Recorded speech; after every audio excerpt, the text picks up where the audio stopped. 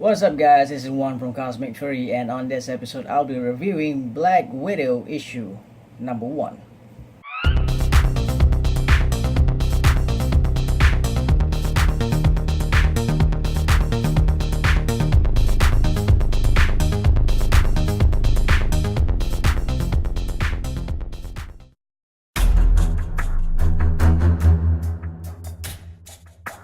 Okay, so right now, Secret Wars is out, and this Secret Wars is a very big event by Marvel, and there's a lot of tie-ins. There's a lot of issues announced, like series announced, like Battle World, and there's like the last days is it's so huge that it's been broken up into, like, I think 3 to 4 phases. I think that yeah, it's really huge, and I guess just like what has been said online is that when it ends, and it's gonna be a while before that happens. So yeah, me and the rest of the guys are probably gonna try to cover as much as we can.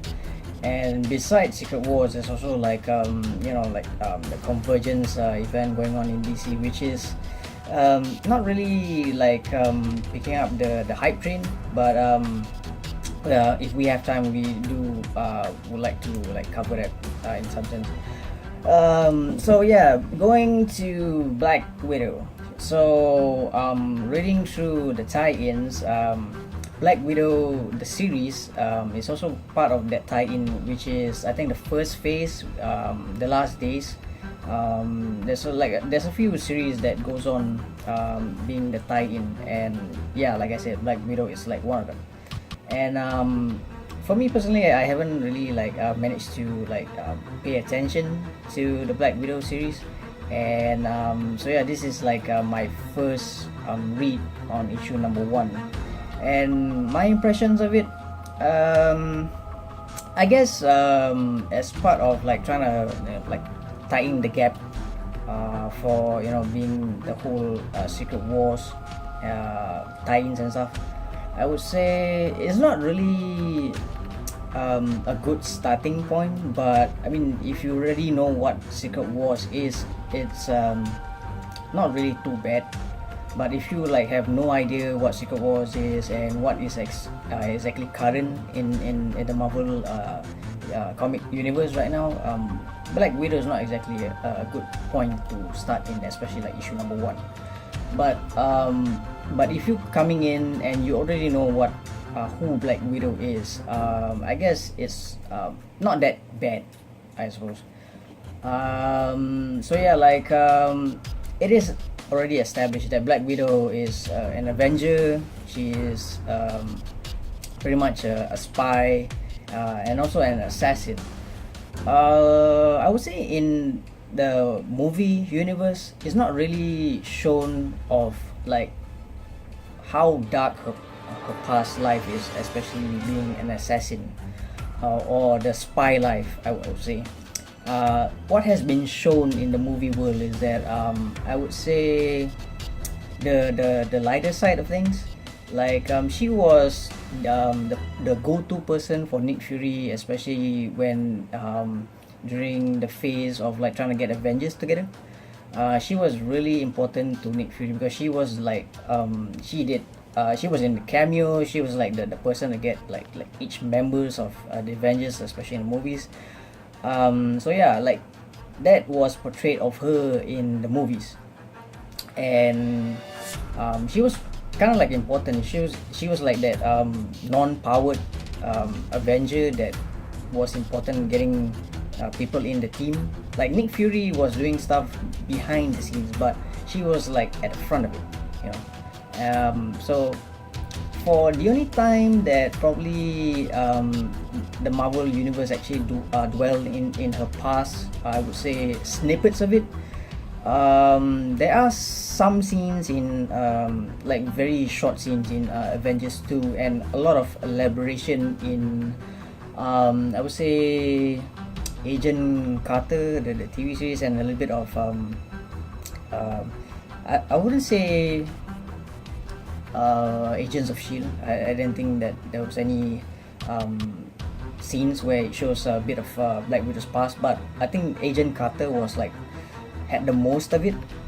It shows kind of like the gritty kind of like what she had to go through to being a spy and an agent. It was pretty dark in some sense. Like she was indoctrinated, I think that would be the word, to like be in that organization of the KGB. I would say pretty young, so it was a dark time for her. So moving to the comics now. So issue number one, I would say the pacing is it's kind of like slow. It's a little bit slow for me. Issue number one is there's not a lot.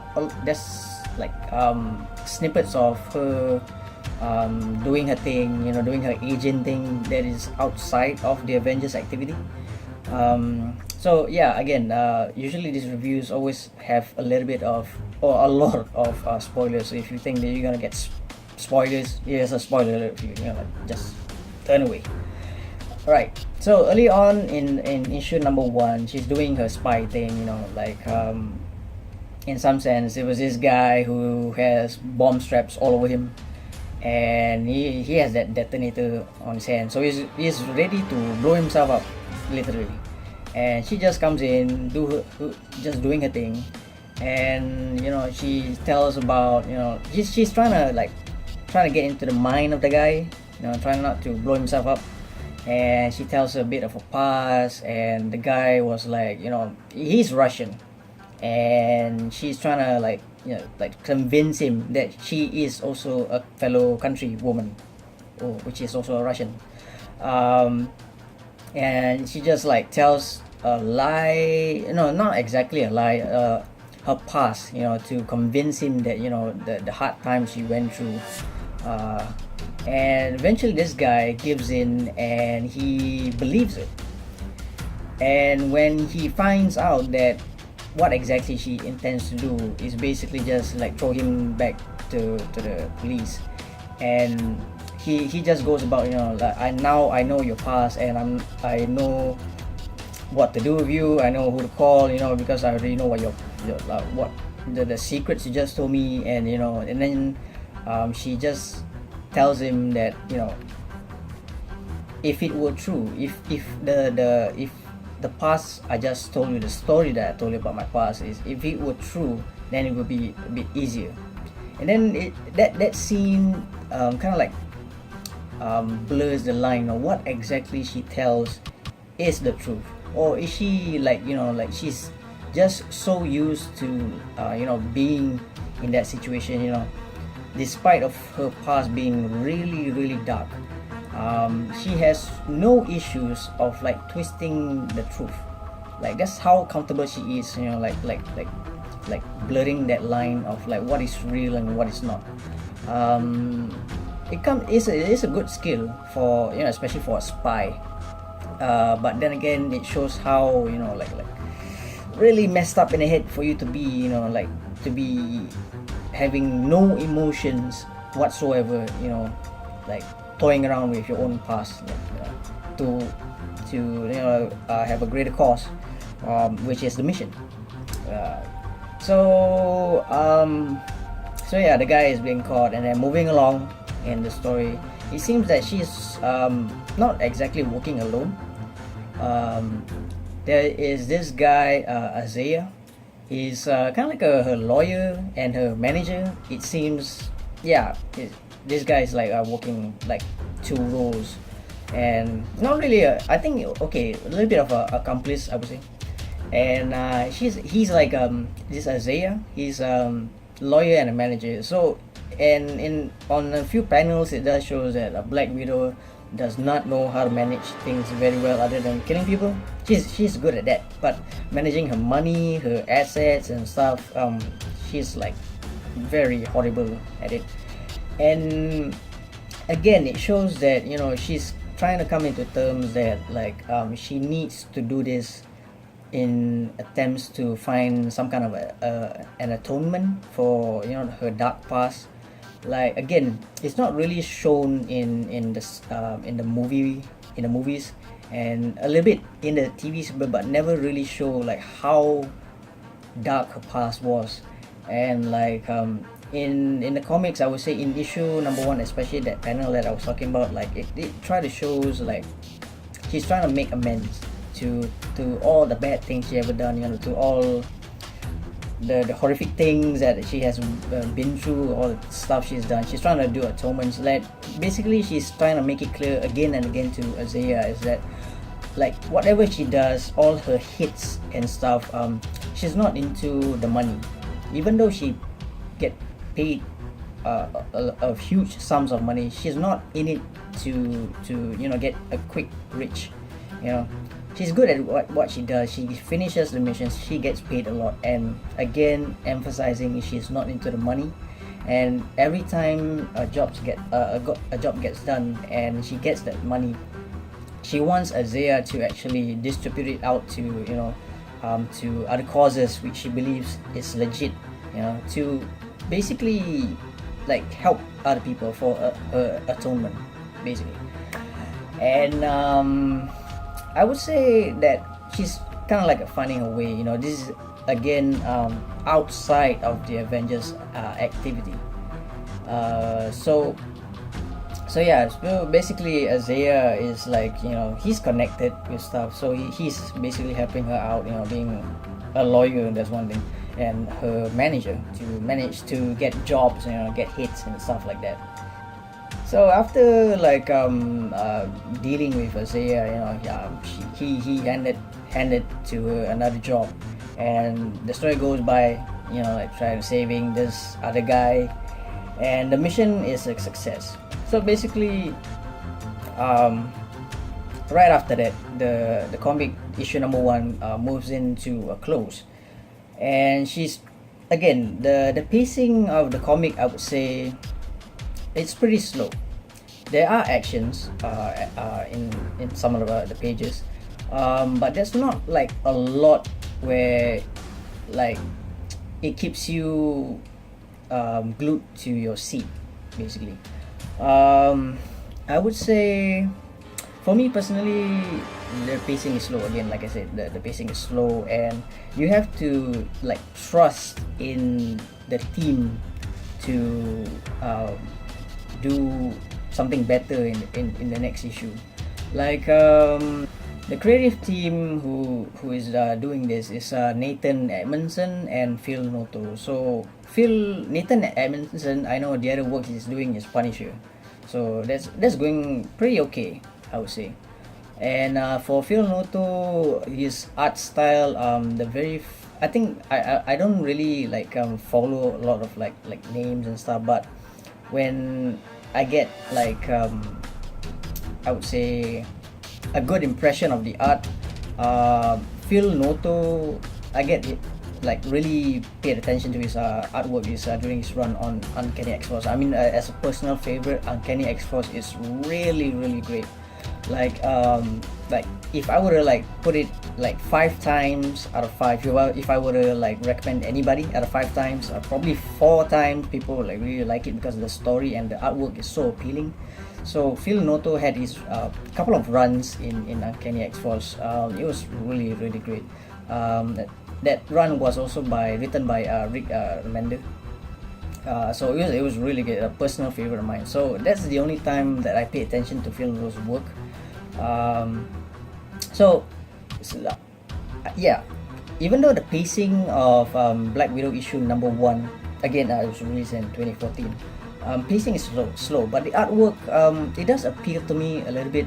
There's not a lot of explosions going on. It's not that really colorful like Uncanny X-Force, but it has its merits. It's kind of like it's a Phil Noto work when you look at it. Art style, facial features, he tried to nail the real person kind of like feel to it. So art style, I think it's okay. It's pretty good, I suppose. Other than that, what else? Pacing, art style, story wise, It's okay. It's enough to make you like, you know, why not try issue number two? This is not that bad. So again, why I'm trying to, like, you know, do a cover of the Black Widow series, because it's a tie-in.